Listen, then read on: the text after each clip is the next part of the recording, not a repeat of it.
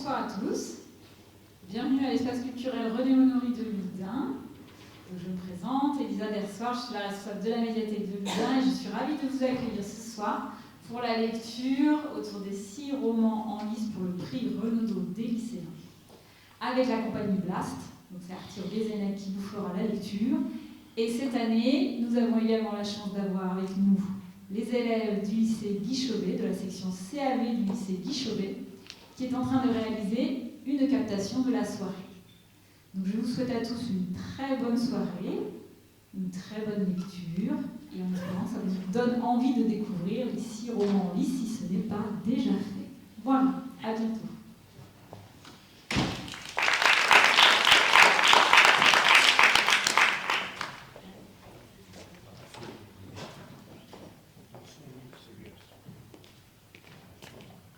On commence avec Les Envolées d'Étienne Kern.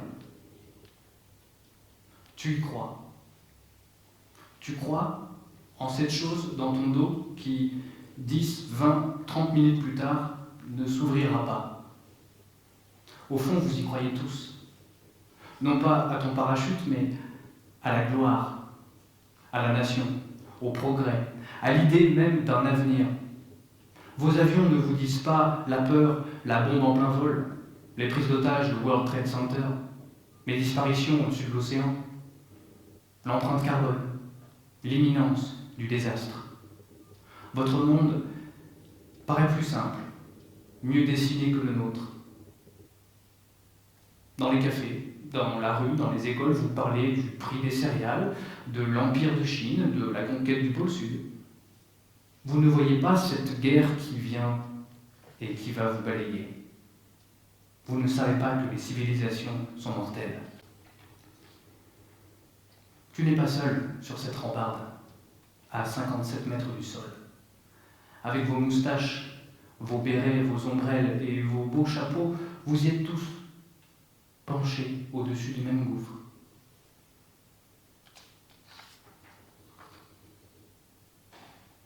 La carte postale. Anne Berest. Pourquoi les enfants Rabinovitch sont-ils arrêtés et non pas leurs parents? Oui, cela semble étrange parce que nous avons en tête ces images où l'on voit des familles entières arrêtées ensemble, parents, grands-parents, enfants, mais il y a eu plusieurs sortes d'arrestations. Le projet du Troisième Reich, l'extermination des millions de personnes, était un projet si vaste qu'ils ont dû procéder étape par étape sur plusieurs années. Dans un premier temps, on a vu comment la promulgation des ordonnances visait à neutraliser les Juifs pour les empêcher d'agir.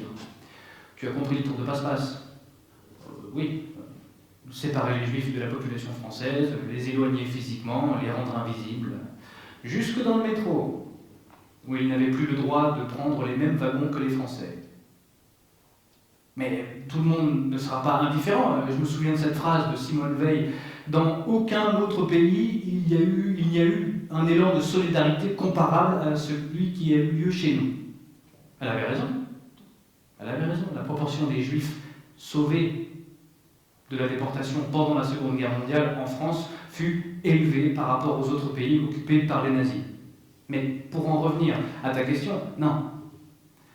En effet, les Juifs n'étaient pas, au départ, déportés en famille. Les premiers déportés, ceux de 1941, étaient uniquement des hommes dans la force de l'âge. La plupart polonais. On a appelé cela la convocation du billet vert, parce que les hommes qui étaient embarqués recevaient une assignation sous forme d'un billet de couleur verte. Ils prennent d'abord les hommes vaillants pour crédibiliser l'idée qu'on va envoyer cette main-d'œuvre travailler. Les jeunes pères de famille, les étudiants, les ouvriers, les costauds, etc. Ephraïm, qui a plus de 50 ans, n'est donc pas concerné. Cela permet d'éliminer en premier les hommes forts, ceux qui peuvent se battre, ceux qui savent se servir d'une arme. Tu vois ? Quand tu disais que tu ne comprenais pas pourquoi les gens s'étaient laissés faire comme des vivants déjà morts, et que cette idée est insupportable, eh bien, ces hommes, les billets verts, ne se sont pas laissés embarquer sans réagir. Tout d'abord, presque la moitié d'entre eux ne se sont pas rendus à leur convocation. Les billets verts se sont ensuite battus. Beaucoup vont s'échapper, ou essayer de s'échapper, des camps français de transit où ils sont enfermés. J'ai lu des récits d'évasion, de bagarres terribles avec les surveillants des camps. Sur les 3700 billets verts arrêtés, presque 800 ont réussi à s'échapper, même si la plupart ont été arrêtés de nouveau. Tout cela est calculé pour faire croire aux gens qu'il s'agit seulement d'emprisonner les Juifs et de les envoyer travailler quelque part en France, pas de les tuer. En gros, on les associe à des prisonniers de guerre. Et puis, petit à petit, on va arrêter aussi les jeunes, comme Jacques et Noémie, puis d'autres nationalités. Et puis, petit à petit, tout le monde va y passer. Les jeunes, les vieux, les hommes, les femmes, les étrangers, les pas étrangers, même les enfants. J'insiste sur cette question des enfants. Tu sais sans doute que les Allemands voulaient déporter les enfants après leurs parents. De son côté, le gouvernement de Vichy voulait se débarrasser des enfants juifs le plus vite possible. L'administration française a exprimé à l'administration allemande le souhait de voir les convois à destination du Reich inclure également les enfants. C'est écrit noir sur blanc. Les Allemands auraient inventé le nom de code vent de printemps pour désigner l'opération visant à mettre un coup d'accélérateur dans le processus de déportation des Juifs d'Europe de l'Ouest. L'idée d'origine consistait à arrêter tout le monde le même jour, à Amsterdam, à Bruxelles et à Paris. Le même jour. On voit la mégalomanie du rêve antisémite, arrêter tous les Juifs d'Europe en même temps, à la même heure. Oui, mais les choses vont s'avérer plus difficiles à mettre en place. Le 7 juillet 1942, une rencontre est organisée à Paris entre représentants des deux pays. Les Allemands exposent leur projet aux Français de l'exécuter. L'opération prévoit, entre autres, le départ de 4 convois de trains par semaine, chacun devant transporter 1000 juifs, soit 16 000 juifs par mois envoyés vers l'Est, dans le but d'obtenir, en un trimestre, un premier contingent de 40 000 juifs déportés de France. Je dis bien un premier contingent, car l'objectif fixé pour l'année 1942 est de déporter 100 000 juifs du sol français. Et ce n'est qu'un début. C'est clair, net et précis. Le lendemain de la réunion, les commandants de gendarmerie des différents départements reçoivent les ordres suivants. Je te lis la note telle qu'elle a été écrite. Tous les Juifs âgés de 18 à 45 ans, des deux sexes, de nationalité polonaise, tchécoslovaque, russe, allemande et précédemment autrichienne, grecque, yougoslave, norvégienne, hollandaise, belge, luxembourgeoise et apatrides devront être immédiatement arrêtés et transférés dans le camp de transit de Pithiviers. Les Juifs qui de visu sont reconnus estropiés, ainsi que les Juifs issus de mariages mixtes, ne devront pas être arrêtés. Les arrestations devront être intégralement exécutées le 13 juillet à 20h. Les Juifs arrêtés devront être livrés pour le 15 juillet à 20h. Dernier délai au camp de transit. Le 13 juillet, c'est le jour de l'arrestation des enfants Rabinovitch. Noémie a 19 ans. Elle entre dans les critères, mais Jacques, il n'a que 16 ans et demi. Or, 18 ans, c'est 18 ans. Et l'administration respecte normalement les règles. Tout à fait, tu as raison. Jacques ne devrait pas être embarqué. Mais l'État français a un problème. Dans certains départements, le nombre de Juifs disponibles pour la déportation n'atteint pas les objectifs de rentabilité demandés par les Allemands. Tu te souviens de ce que j'ai dit ? 1000 Juifs par convoi, 4 convois par semaine, etc. L'ordre officieux est donc donné que les limites d'âge des Juifs arrêtés soient élargies à 16 ans. Je pense que c'est pour ça que Jacques se retrouve sur la liste. Et Myriam, que se serait-il passé si pour elle, si elle s'était présentée aux Allemands ce jour-là ? Elle aurait été embarquée avec son frère et sa sœur afin d'atteindre les objectifs de rentabilité. Mais ce soir-là, elle n'était pas sur la liste, parce qu'elle venait de se marier. C'est le mince fil de hasard auquel tient chacune de nos vies. Le rapport chinois. Pierre d'Arcagnan. Alors, demanda-t-il à Laugier, pouvez-vous synthétiser à Monsieur Dong les grandes lignes de nos préconisations? Monsieur Dong, précisa-t-il à Dong, permettez-vous à mon consultant de faire la synthèse à ma place? Naturellement, répondit Dong. Tugdual était à la fois excité à l'idée de confronter enfin les préconisations de son rapport chinois au jugement des deux pointures qu'étaient Dong et Rollo, et profondément inquiet à l'idée qu'elles ne fussent pas évaluées à leur juste valeur. Alors qu'il s'apprêtait à parler, il sentit poindre en lui plusieurs signaux familiers qui lui enjoignaient de se taire, de toute urgence. Il avait toujours fait confiance à ces signaux qui semblaient s'activer chaque fois que les limites de son intelligence étaient sur le point d'être franchies. Mais l'élaboration du rapport chinois ne lui avait-elle pas démontré qu'il était parvenu à repousser ses limites? 1000 pages, dans son bois, c'était tout de même quelque chose, et sans tricher sur la taille de la police, ni retourner à la ligne à tout bout de champ et créer artificiellement une impression de volume. 1084 pages, précisément. C'était tellement colossal qu'il arrondissait lui-même à 1000 pages, sans attacher d'importance aux 84 pages supplémentaires. Il l'avait d'ailleurs dit à Mathilde, je dis 1000 pages, mais en réalité c'est 1084. On ne va pas chipoter sur 84 pages. Bon, alors pour bien des consultants, un rapport de 84 pages, c'est quand même déjà un bon rapport, mais pour le mien, c'est tellement marginal, je n'en parle même pas. En fait, je devrais plutôt parler de mon rapport d'un millier de pages. Parce que ça veut dire plus ou moins 1000. Mais j'ai peur qu'en disant un millier, on pense à 8 ou 900. C'est pour ça que je préfère dire 1000 pages. Et puis, je ne suis pas le genre à me faire mousser pour quelques pages de plus. 1084 pages. Certes, il y avait beaucoup de copier-coller et des notes à n'en plus finir, mais qu'y avait-il de honteux à citer ses sources? Peu d'hommes pouvaient, comme lui, se targuer d'avoir achevé, à même pas 30 ans, un ouvrage aussi pharaonique que son rapport chinois. 1084 pages. Il ne pouvait donc se fier à de vieux instincts qui n'avaient pu encore prendre la pleine mesure de sa maturité actuelle.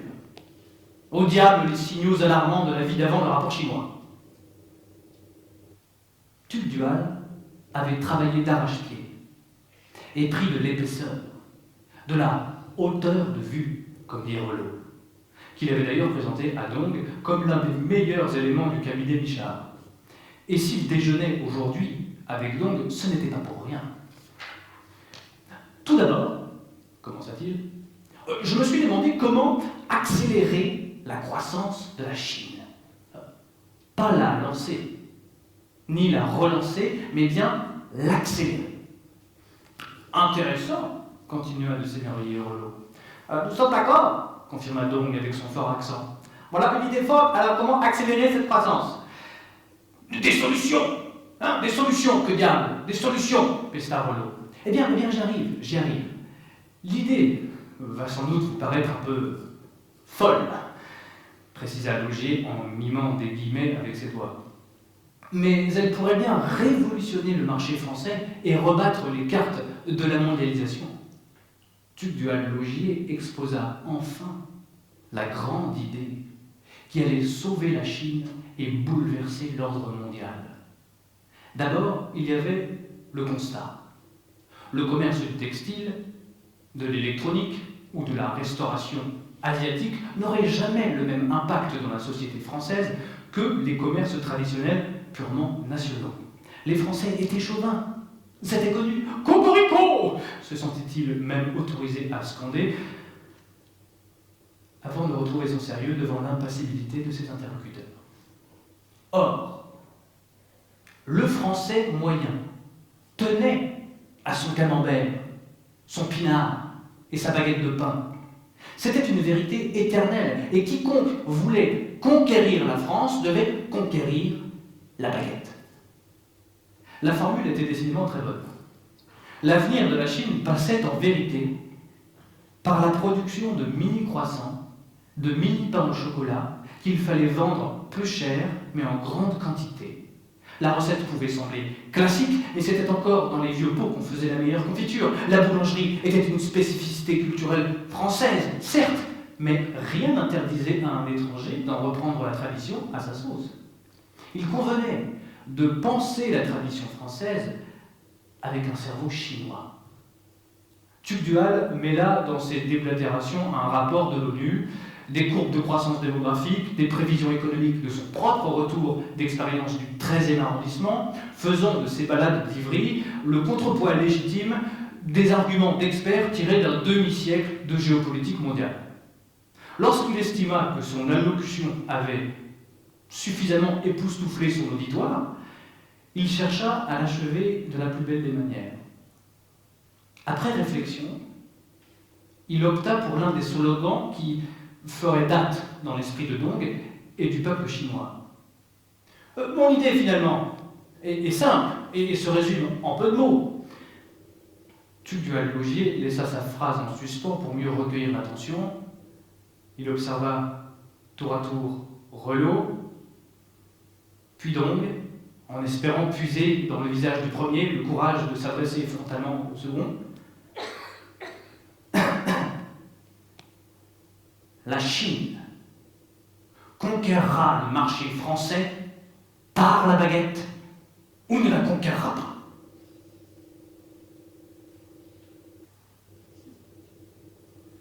En voyant que ses interlocuteurs ne réagissaient pas, Tugdual ajouta un ultime trait d'esprit qui sublimerait sa présentation.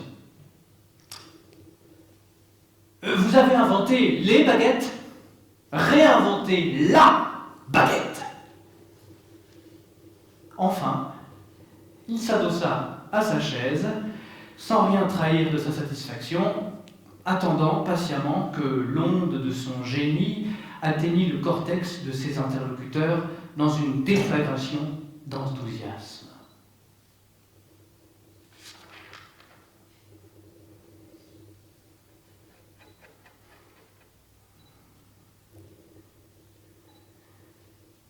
Une femme remarquable, Sophie Havre.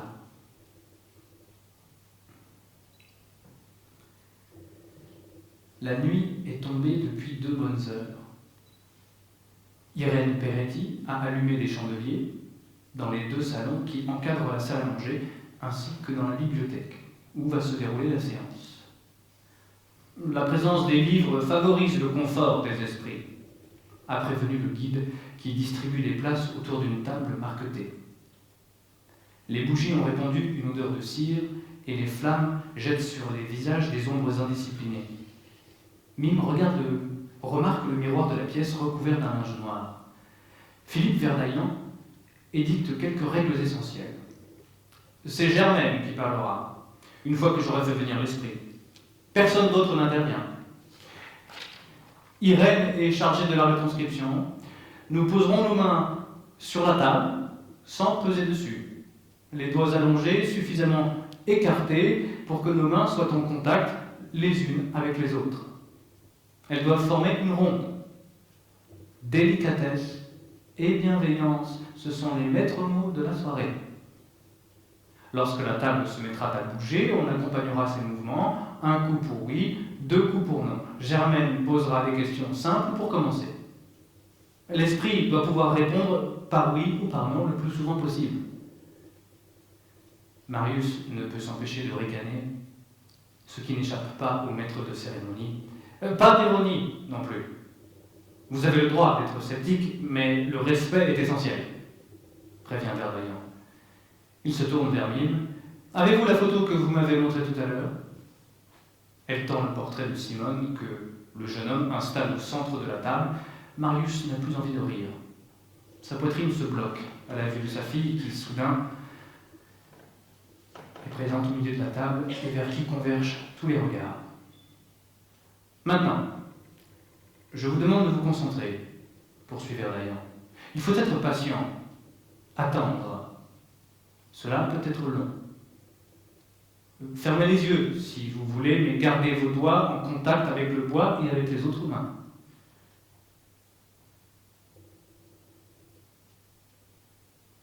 Irène a laissé brûler 3 bougies dont la lumière s'affole au moindre souffle.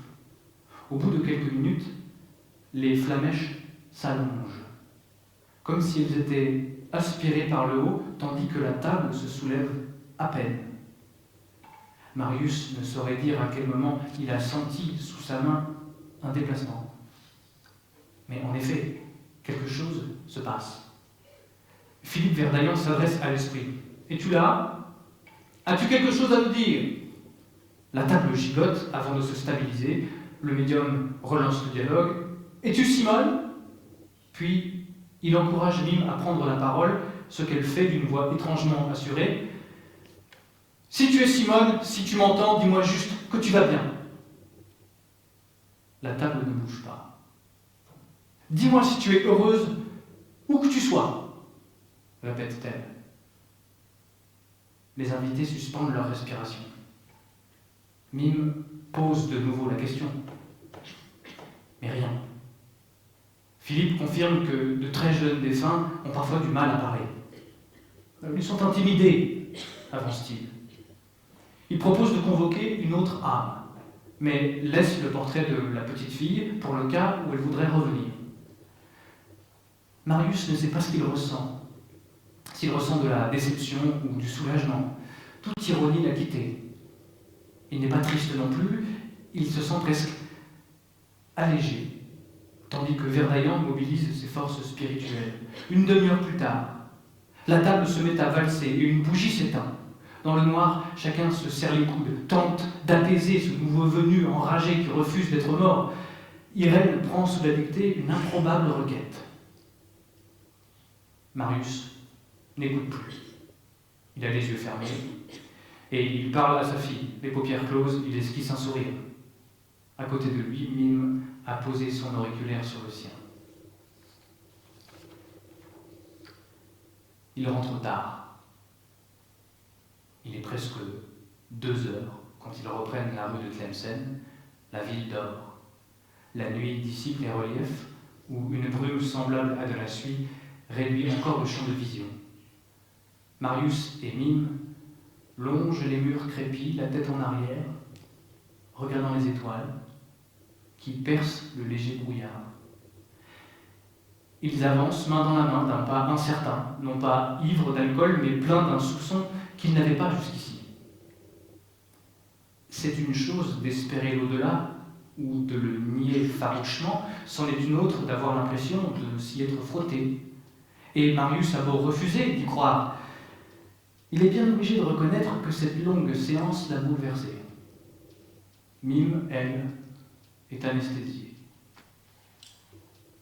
En arrivant, elle aperçoit la pendule que le brocanteur leur a livrée 3 jours avant, et qui se dresse devant elle comme un témoin silencieux. Une tasse de café traîne sur la table. Yvonne a dû l'oublier après être venue voir Henri. Mime en respire l'odeur avant de la déposer dans l'évier. Marius s'approche et l'enlace.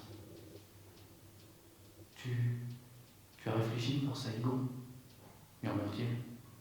Mais il est tard, Marius. Tu as bien une petite idée. Ça fait au moins 2 semaines, il va falloir que je donne ma réponse. Mais je ne sais pas. Et puis là, maintenant, je suis trop bousculé par cette histoire. Il s'éloigne. Elle n'a pas le cœur de lui annoncer sa décision. Surtout, elle pense à sa fille et continue de se torturer. Pourquoi Simone n'a-t-elle pas dit qu'elle était heureuse ?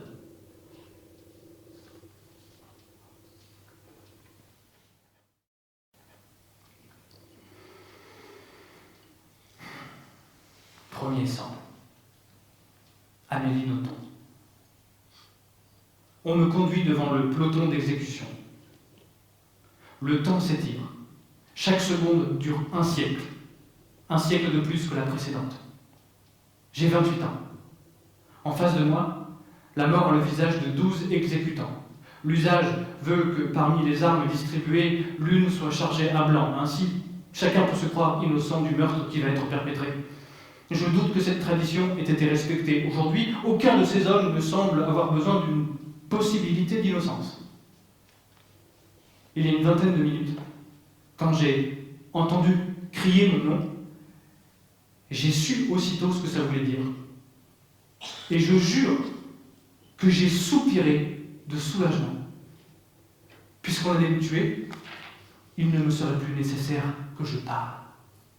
Cela fait 4 mois que je négocie notre survie, 4 mois que je me lance dans des palabres interminables afin d'ajourner notre assassinat. Qui va défendre les otages à présent? Je l'ignore. Et cela m'angoisse. Mais une part de moi est réconfortée. Je vais enfin pouvoir me taire. Dans le véhicule qui m'emmenait au monument, j'ai regardé le monde. J'ai commencé à m'apercevoir de sa beauté. Dommage d'avoir acquitté cette splendeur. Dommage surtout d'avoir mis 28 années d'existence à y être à ce point sensible. On m'a jeté hors du camion et le contact avec la terre m'a enchanté. Ce sol, si accueillant et tendre comme je l'aime. Mais quelle planète charmante! Il me semble que je pourrais l'apprécier tellement plus, là aussi. Il est un peu tard. Pour un peu, je me réjouirais à l'idée que mon cadavre y soit abandonné, sans sépulture, dans quelques minutes. Il est midi. Le soleil dessine une lumière intransigeante. L'air distille des odeurs affolantes de végétation. Je suis jeune, en pleine santé. C'est trop bête de mourir, pas maintenant. Surtout, ne pas prononcer de paroles historiques. Je rêve de silence. Le bruit des détonations qui vont me massacrer déplaira à mes oreilles. Dire que j'ai envié à Dostoïevski l'expérience du peloton d'exécution, à mon tour d'éprouver cette révolte de mon être intime. Non! Je refuse l'injustice de ma mort. Je demande un instant de plus. Chaque moment est si fort. Rien que de savourer l'écoulement des secondes suffit à ma transe. Les 12 hommes me mettent en joue. Est-ce que je vois ma vie défiler devant moi? La seule chose que je ressens est une révolution extraordinaire. Je suis vivant. Chaque moment est sécable à l'infini. La mort ne pourra pas me rejoindre. Je plonge dans le noyau dur du présent.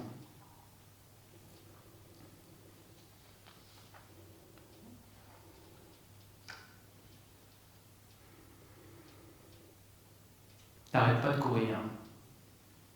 Mathieu pas là. Ah, il est foutu ton pote. Jamais il ne reviendra. Jamais. C'était pas ce que je voulais entendre. Je suis plutôt têtu dans mon genre, alors je suis allé trouver le meilleur coureur de 400 mètres que ce pays ait jamais compté.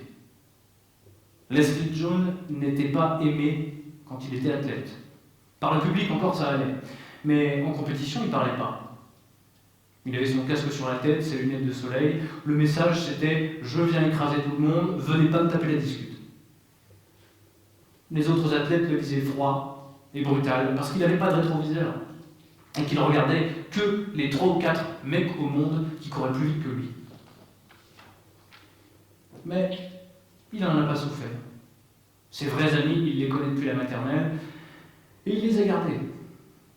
Avec Toumani, au départ, le courant passait pas trop différent. Le plus et le moins d'une même pile. Leslie n'arrivait pas à se dire qu'un jour il pourrait s'entraîner avec un type comme lui. Moi, je suis très discipline, très dans le respect de la loi, il dit. Toumani m'a appris à ne pas juger les gens sur leur apparence parce qu'en le côtoyant, je me suis rendu compte que c'est un garçon formidable. Un mec débordé par sa gentillesse, jusqu'à en devenir bête. J'emploie ce mot volontairement parce que faut être bête pour se faire opérer des genoux et monter un braquage. Je peux pas me dire qu'une personne sensée est capable de faire un truc pareil. Cambrioler 30 pharmacies avec ta voiture. Je comprends pas. Rien n'est construit. Si tu réfléchis 2 minutes, tu fais tout différemment. Gagner les francs et braquer le soir même, et ça veut dire que tu n'étais pas à fond. Il t'en restait sous le pied. Parce que moi, après les courses, on me proposait d'aller fêter la victoire en soirée, mais je disais non. Je suis crevé, je vais me coucher. Toumani, il ne sait pas dire non. Et ceux qui l'ont entraîné là-dedans, ils savent qu'il ne sait pas dire non. Il était vraiment bon, je demande. S'il avait été patient, il aurait pu aller chercher mes records. Ce que j'ai vu de lui, c'était très fort. Il aurait pu courir en 44 secondes. Mais bien sûr, Toumani, la première fois que je l'ai vu à l'entraînement, je me suis dit, il y a beaucoup de boulot. Il est brut, il faut le polir. Et c'est ce qui est intéressant chez un athlète, la marge de progression. Et peu de temps après, je l'ai vu faire une séance dans des conditions pas possibles, sous la pluie, avec 5 degrés dans l'air, des 200 mètres en moins de 20, 80, avec très peu de récupération, et il enchaînait. Et ça tenait. Qu'est-ce qui lui a manqué? Mais je pense qu'il aurait dû quitter les Îles-de-France. Même demain, il sort, il doit fuir la région parisienne parce qu'il croisera toujours un mec dans la rue, au supermarché, qui aura la bonne idée de lui remettre le pied à l'étrier. Je connais ça, moi j'ai grandi dans un quartier. Leslie a pris sa retraite quand Toumani entrait en prison. Ça a été un soulagement. Aujourd'hui, on me paierait pour faire un footing, je refuserais. Un jour, Leslie est arrivé à l'entraînement, il a fait sa séance, il est rentré chez lui, il a fait ses bagages, il est monté en voiture, il a roulé droit vers le sud, et une fois lancé sur l'autoroute, il a appelé Patricia pour lui dire « C'est fini, j'ai plus envie ». Il n'a pas abandonné, vous savez, je dis. Toumani, il s'entraîne en prison, seul. C'est ce qu'on m'a dit, ouais, répond Leslie. Vous pensez qu'il a encore une chance au très haut niveau, je demande? Son corps a vieilli, bien sûr. À son âge, je prenais ma retraite. Mais sa chance, c'est que le niveau n'a pas explosé. S'il recourt en 46,5, il est quasiment certain d'être dans un relais. Après, est-ce que l'équipe de France le laissera revenir? En tant qu'éducateur. Je pense qu'il a payé, qu'il ne mérite pas une condamnation à vie. Mais s'il était en face de moi, je lui dirais de laisser tomber. Trouve un boulot. Prends soin de ta famille. Tu dois du temps à tes enfants. Et vivre ces moments-là, ce sera toujours plus intéressant que de te tuer sur la piste. Parce que tu ne gagneras jamais ta vie avec l'athlétisme. Ton passé, ça va te desservir. Les partenaires. Les équipementiers, ils investissent dans la jeunesse. Pas sur un mec de 33 ans qui sort de tôle. C'est dur à entendre. Mais c'est la vérité. Et pourtant, j'aimerais le voir courir.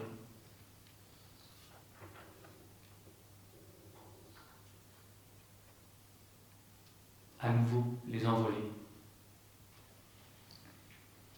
Au début, tu es encore en bas. Derrière toi, des arbres décharnés. Des lampadaires se découpent sur le fond gris. À l'arrière-plan, quelques immeubles dessinent une ligne claire sous le ciel. Les traits de ton visage sont noyés dans l'ombre. Tu décroises les bras et lentement tu commences à tourner sur toi-même. Tu nous montres quelque chose, cette grosseur contre ton dos, dans laquelle tu mets tes espoirs, ton parachute. Te voici de nouveau face à nous. Tu soulèves ta casquette pour saluer la caméra. Tes moustaches se recourbent légèrement. Tu souris. Changement de plan. Ton corps est recouvert d'un grand drap de couleur sombre. 2 pointes de tissu s'élèvent au-dessus de tes épaules. À mesure que tu agites les bras, le bas de la combinaison se ratatine. Tes gestes sont maladroits, saccadés, bouffons. Tu es en haut, sur la plateforme, au premier étage. Tu es debout sur une chaise. La chaise est posée sur une table. Sur la droite, un peu plus bas, 2 autres hommes. L'un d'eux porte une casquette et une écharpe. Il inspecte ta combinaison, t'adresse des encouragements. Le second, coiffé d'un haut de forme, demeure immobile, les mains crispées sur sa canne. Son visage est grave, impénétrable. Vous avez froid, tous les trois. Dès qu'il le peut, l'homme à la casquette enfonce ses mains dans ses poches. De la buée sort de ta bouche. Tu respires de plus en plus vite. Toujours sur ta chaise, tu regardes autour de toi, tu cherches quelque chose dans les yeux des autres. L'autorisation, peut-être, de ne pas penser à ce qui t'attend. Puis, tu replies les bras, tu secoues la grande toile qui se tord dans ton dos et tu poses le pied droit sur la rambarde. Léger travelling latéral. Les deux compagnons sortent peu à peu du champ. Sur la gauche s'ouvre un abîme. 39 secondes s'écoulent. Le gouffre t'effraie autant qu'il te fascine. Tu te penches, te rejettes instinctivement en arrière, te penches à nouveau, recule, te courbe vers l'avant, retiens ton souffle un long moment, puis finis dans un grand nuage de buée par sauter. Changement de plan. L'une des arches de la tour Eiffel. Un instant plus tard, un point noir se détache du demi-cercle de métal. À peine l'a-t-on repéré qu'il s'impose à nous, terrifiant comme une tache énorme sur le ciel. Une chose qui n'a pas de nom, dans aucune langue, moins qu'un homme, plus qu'un mort. Une masse obscure et dérisoire tombe devant nous. C'est toi. La caméra saisit le moment où, dans une gerbe de poussière, tu t'écrases sur le sol. C'est tout juste si la chute a duré 4 secondes. On aimerait croire à un gag. Charlie Chaplin, en danseur sur chaise, Buster Keaton, en inventeur du parachute qui ne s'ouvre pas. Sur Internet, tu occupes une bonne place au palmarès des morts les plus stupides de l'histoire. On ironise. On se gausse devant ce costume de super-héros raté. Sauf qu'à la fin d'un gag, on se relève.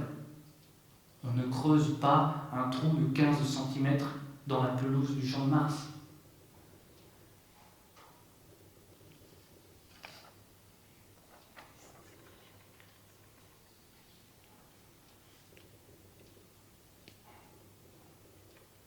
Le rapport chinois.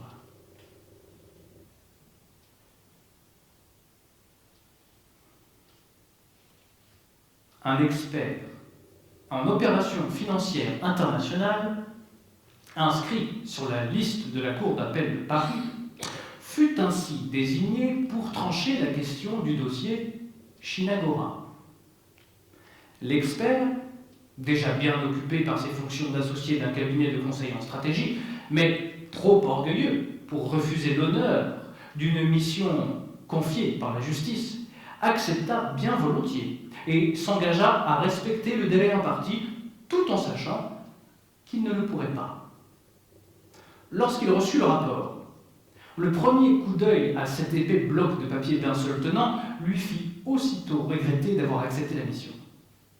Il feuilleta le rapport en quelques endroits, erra entre l'histoire de la Chine et la recette de la baguette, s'empressa d'en vérifier le nombre de pages, lut 1084 sur la dernière, éprouva une angoisse passagère et referma le rapport, sur le dessus duquel il croisa les bras en se prenant la tête. Grand Dieu! Le soir, épuisé, il alla se coucher tôt, sans réussir à trouver le sommeil, et traversa les jours suivants dans un nuage de coton, ni vraiment réveillé, ni vraiment endormi. Au bureau, il ne parvenait jamais à se défaire totalement de l'idée que chaque minute qui passait le rapprochait de la date fatidique, s'en voulant de ne pas travailler sur le rapport chinois lorsqu'il travaillait sur le reste, s'en voulant de ne pas travailler sur le reste lorsqu'il pensait au rapport chinois. Bref, s'en voulant de ne pas travailler du tout.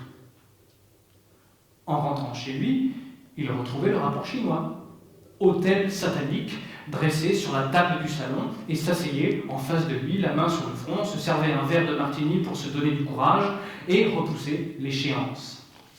Enjoignait à sa femme de suivre son émission avec le casque audio, puis ouvrait le rapport à la première page. Mais jamais il ne parvenait à lire une phrase sans oublier la précédente. et encore moins à les relier entre elles. Chez lui, la tentation de l'oisiveté était trop grande. Il gaspillait son temps à surfer sur Internet, le rapport à son côté.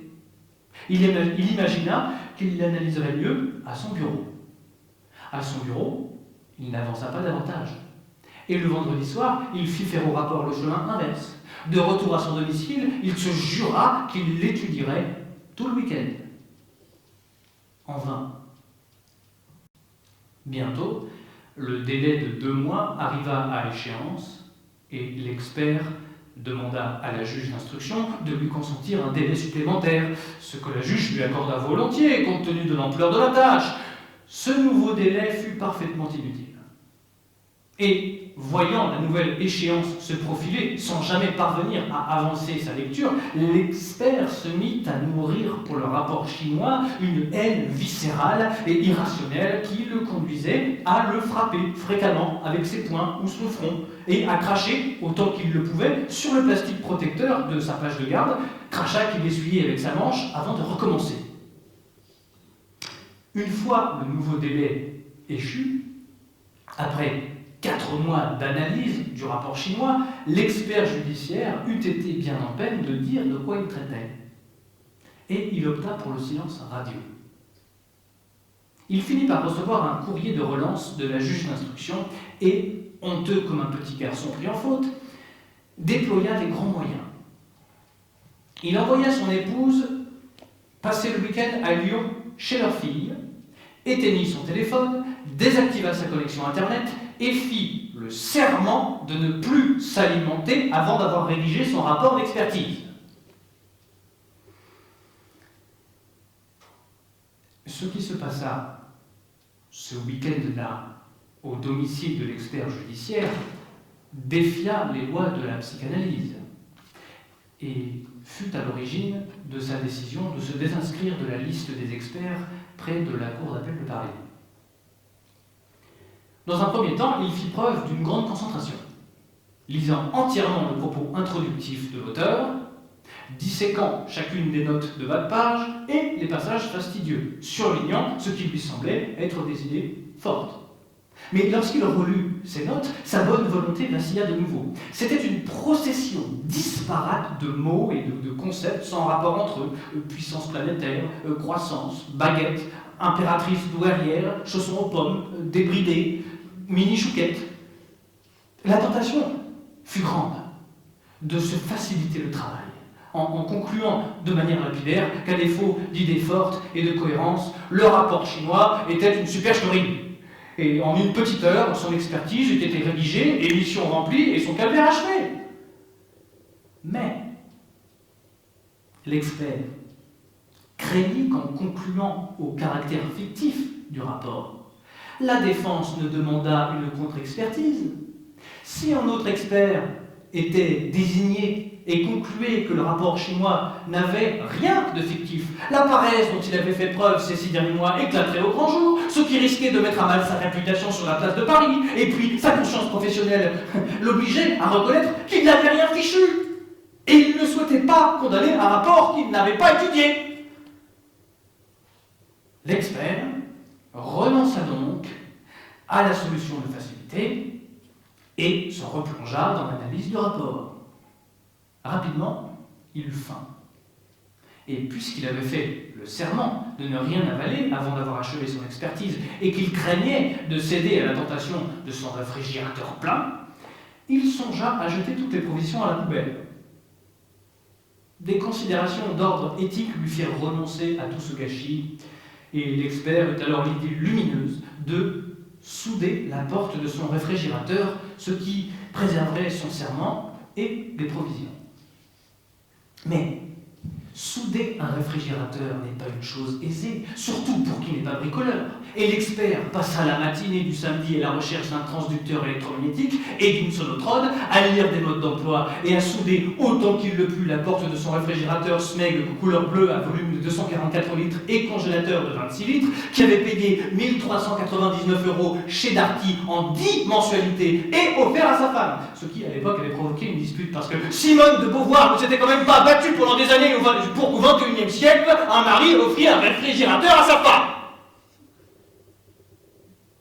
La tentation écartée, la faim lui tiraille à l'estomac de plus belle. Cette idée de souder le réfrigérateur était décidément saugrenue. On ne pouvait pas travailler efficacement le ventre creux. Si l'opération de soudage s'était révélée complexe, celle du dessoudage la fut tout autant. Si bien qu'après quelques heures d'effort, l'expert judiciaire renonça à son projet et, affamé, finit par aller déjeuner dans une brasserie au service continu vers 16 heures. Le rapport chinois s'ouvra. Il dégusta un menu entrée plat dessert, ainsi qu'un verre de vin, puisque, quitte à déjeuner au restaurant, pour prendre un peu de bon temps, il passa d'ailleurs un agréable moment sans penser au rapport. De retour chez lui, il fit la sieste. Parce que plusieurs verres de vin avaient suivi le premier, et qu'il ne sortait rien de bon d'un cerveau éreinté. À son réveil, il faisait nuit, et son expertise n'avait pas avancé. Il s'en voulut tellement qu'il décida de faire pénitence, et il ressouda le frigo qu'il avait commencé la veille à dessouder. Ensuite, il pleura de désespoir, le front posé sur le rapport, et il fit un nouveau serment. Si, dans 1 heure, il n'avait toujours pas écrit une ligne, il se forcerait à avaler ses propres déjections. 1 heure et demie plus tard, dépassant de ses lèvres de quelques millimètres, sa langue entra en contact avec l'ongle de son index sur lequel il avait apposé une poussière de matière fécale de son propre creux. Il vomit. Il se lava les mains, il se lava les dents, il pleura encore. Sa femme le trouva le dimanche soir dans cette position, le front posé contre le plastique de la page de garde du rapport, sanglotant et la laine chargée d'étranges effluves où derrière la fraîcheur mentholée du dentifrice, la bile le disputait à la merde. Paniquée, elle voulut lui servir un verre d'eau fraîche. Mais la porte de son meuble frigorifique, semelle de couleur bleue, était inexplicablement bloquée comme fermée de l'intérieur. Recourant aux grands moyens, elle lui proposa un peu de marijuana, emprunté à leur fille, afin de l'aider à se calmer. Et dans la nuit du dimanche à lundi, planant à quelques mètres au-dessus du sol, d'une main leste et fantasque, se sentant inextricablement liée au rapport chinois par une complicité onirique, infiniment redevable de ses pérégrinations intérieures de week-end, l'expert décida de le sauver de l'infamie, et pareil au poète sous psychotrope, il noircit des pages et des pages de volutes manuscrites, et conclut dans un ultime tracé plein de déliés, avec un soupir d'extase encore brenneux, que non! Le rapport chinois n'avait rien de fictif et qu'il était au contraire bel et bien réel, profondément vivant au point qu'il vous triturait l'âme plus que n'importe quelle œuvre littéraire et que 5 millions étaient une bouchée de pain pour un joyau pareil et cette pierre philosophale que tout l'or du monde ne voudrait pas qu'on en cédât une page.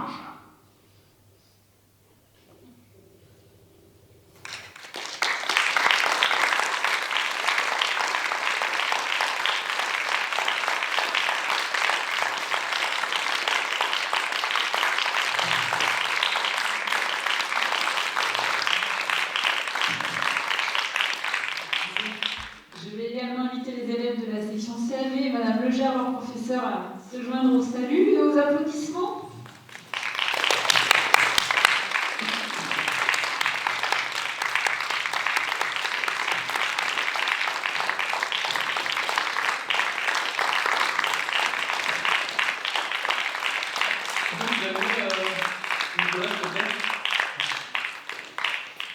Alors, on salue comme ça. Hop! Voilà.